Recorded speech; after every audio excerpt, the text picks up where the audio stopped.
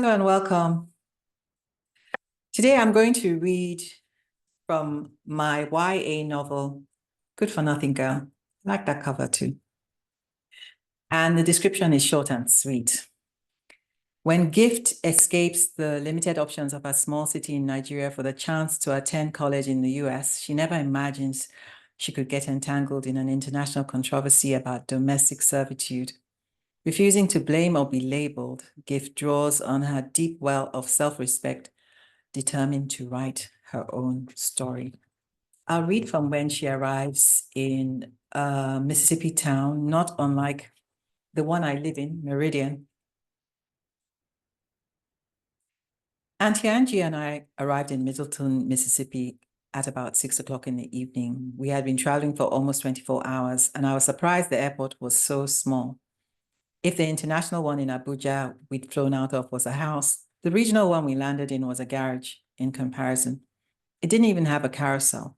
A handler threw our luggage through a roll-up door in the baggage claim area. Auntie Angie's brother-in-law, Dr. Daniel, met us there. He wasn't bad looking for a man in his late 30s. His head was shaved bald and his beard was trim. I could tell he worked out. His name was Jonathan and his wife's was Victoria. I would call them Dr. and Auntie V from then on.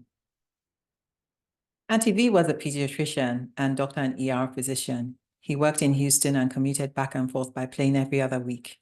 He drove us to their house in a Jaguar he'd bought her. As he talked about how she initially asked him to return it because she was happy with her Range Rover, I tuned out and watched the scenery.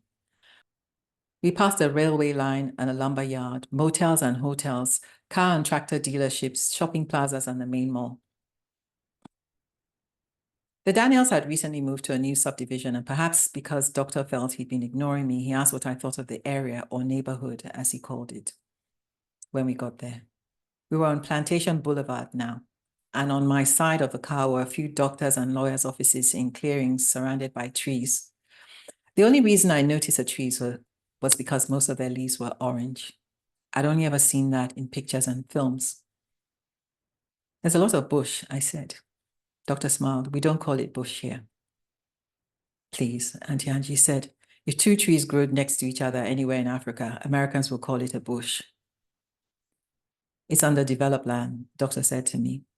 Not to be snobbish, but my neighborhood in Nigeria was fully developed, and I had no business venturing near any bushes.